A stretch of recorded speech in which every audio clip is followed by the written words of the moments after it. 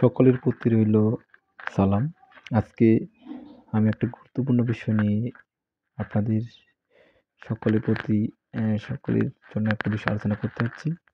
সেটা হচ্ছে আমাদের উন্মুক্ত বিশ্ববিদ্যালয়ে বিএড পরীক্ষা। মূলত আমি ১ম সেমিস্টার যে বিএড পরীক্ষা সামনের মাসে ১১ তারিখ থেকে শুরু হচ্ছে এপ্রিলের।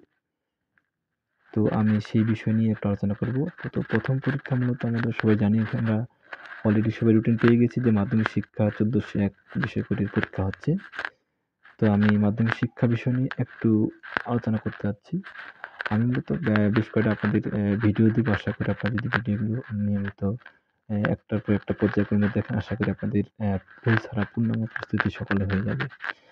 তো দেখেন আমি মূলত পরবর্তী গাইড থেকেই দেওয়ার চেষ্টা করতেছি। আশা করি আপনারা কিছু গুরুত্বপূর্ণ বিষয়ে টপিক নিয়ে আলোচনা করব। আপনারা আশা করি এই বিষয়গুলো বারবার করলে আশা করি আপনারা পূর্ণাঙ্গ প্রস্তুত হয়ে যাবে। তো আমি মূলত কয়েকটা প্রশ্ন সিলেক্ট করছি। মাধ্যমিক শিক্ষার যে পরীক্ষাটা কত তারিখে হচ্ছে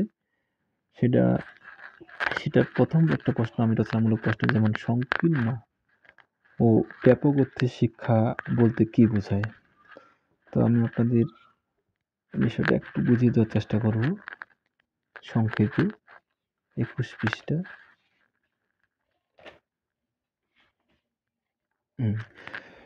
দেখতে পাচ্ছেন আপনারা ভিডিওর মাধ্যমে। সংকীর্ণ ও ব্যাপক অর্থে শিক্ষা বলতে কি বোঝায়?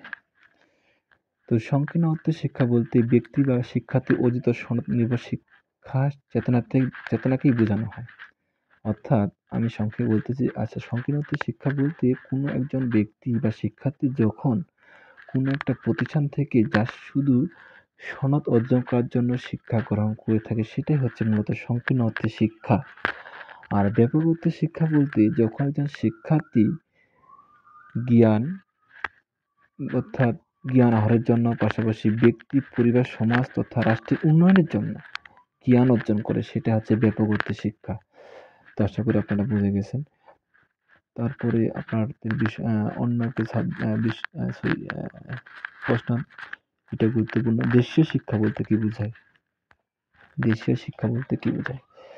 আচ্ছা, দেশীয় শিক্ষা বলতে কি বোঝায় এটা আপনাদের একটু বোঝাই।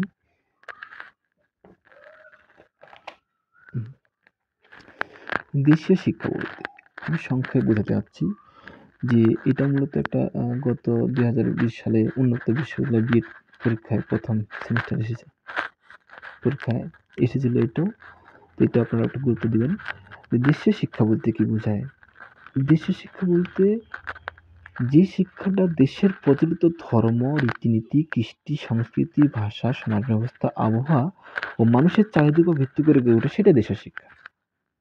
অর্থাৎ আমাদের দেশে যে প্রচলিত ধর্ম, রীতিনীতি, কৃষ্টি, সংস্কৃতি, ভাষা, সমাজ, আবহাওয়া ও মানুষের চরিত্রের উপর ভিত্তি করে গড়ে উঠছে, সেটা হচ্ছে আমাদের দেশীয় শিক্ষা। আচ্ছা, এখানে একটা প্রশ্ন, এটা গুরুত্বপূর্ণ প্রশ্ন, তার সাথে অ্যাড করা হচ্ছে উইলিয়াম অ্যাডামের রিপোর্ট অনুসারে দেশীয় শিক্ষার ব্যাপকতা ও সার্বিক অবস্থা বর্ণনা করুন। তো এটা আমি আপনাদের সংক্ষেপে বুঝিয়ে দিচ্ছি, খুব বড় প্রশ্ন এটা। আচ্ছা, অ্যাডাম রিপোর্ট অনুসারে বলছেন যে বাংলা ও বিহারে মোট জনসংখ্যা ছিল ৪ কোটি। কয় কোটি ছিল? ৪ কোটি। যেখানে আমাদের তখন গ্রাম ছিল ১,৫০,৪৪৮টা ছিল গ্রাম।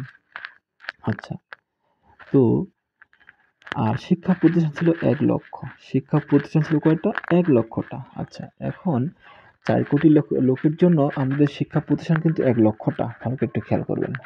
তাহলে আমরা যদি এটাকে ভাগ করি ৪ কোটিকে ১ লক্ষ দিয়ে, তাহলে ৪০০ জন লোকের জন্য আমাদের প্রতি ৪০০ জন লোকের জন্য একটা করে শিক্ষা প্রতিষ্ঠান পড়ে। আচ্ছা, তো ৪০০ জন লোকের জন্য যদি একটা শিক্ষা প্রতিষ্ঠান পড়ে, সেক্ষেত্রে আমাদের তো ওই ৪০০ জনের মধ্যে সবাই তো আর শিক্ষার্থী না। তার মধ্যে আমরা জানি সাধারণত বলা হয়েছে যে ৫ থেকে ১৪ বছর যখন বয়স হবে, সেটাকে সাধারণত বলা হয় শিক্ষার্থী। আচ্ছা, ৫ থেকে ১৪ বছর বয়সে দেখা যাচ্ছে এই বয়সে তখন ওই ৪০০ জনের মধ্যে দাঁড়ায় টোটাল হচ্ছে ৬৩ জন গড়ে, মানে রিপোর্ট অনুসারে। আচ্ছা, তাহলে এই ৪০০ জনের মধ্যে ৬৩ জন কি একটা শিক্ষা প্রতিষ্ঠানের জন্য, মানে শিক্ষার্থীর সংখ্যা থাকে একটা শিক্ষা প্রতিষ্ঠানের। আচ্ছা, আবার এখানে রিপোর্ট করা হয়েছে যে ৬৩ জনের মধ্যে বালক-বালিকা থাকে। তখন কিন্তু আবার মেয়েরা শিক্ষা গ্রহণ করতো না। তাহলে অনলি শুধু ছেলেগুলো শিক্ষা গ্রহণ করে। তাহলে বালকের জন্য শিক্ষা প্রতিষ্ঠান অর্থাৎ একটা শিক্ষা তখন ভাগ করে দেখা যেত ৩২ জন বালকের জন্য একটা বিদ্যালয় প্রতিষ্ঠা। তার মানে ৩২ জন বালকের জন্য ছিল একটা বিদ্যালয়। আর আমাদের বর্তমানে কি অবস্থা? আমরা দেখতে পাচ্ছি যে একটা বিদ্যালয়ে প্রায় ৩৫০ থেকে ৫০০ হাজার পর্যন্ত শিক্ষার্থী থাকে। আর সেক্ষেত্রে তখন ছিল ৩২ জন বালকের জন্য একটা বিদ্যালয়। মেয়েদের জন্য লেখাপড়ার সুযোগ ছিল না। তাহলে এই যে এটা বলছেন যে আগে শিক্ষার্থীর একটা বিদ্যালয়ের জন্য শিক্ষার্থীর সংখ্যা দাঁড়ায় ৩২ জন, কিন্তু বর্তমানে শিক্ষা ব্যবস্থাটা কি বোঝাচ্ছে? বর্তমানে কিন্তু আমরা শিক্ষা ব্যবস্থা বলতে কি বুঝি? বর্তমানে বলছে উনি এখন যে বর্তমানে শিক্ষা বলতে আমরা সাধারণত একটা শ্রেণীকক্ষ থাকতে হবে, শিক্ষার্থীর জন্য ঘর থাকতে হবে, তারপর শিক্ষার্থীর বসার বেঞ্চ থাকতে হবে, টেবিল, তবেই বর্তমান শিক্ষা বোঝানো হয়।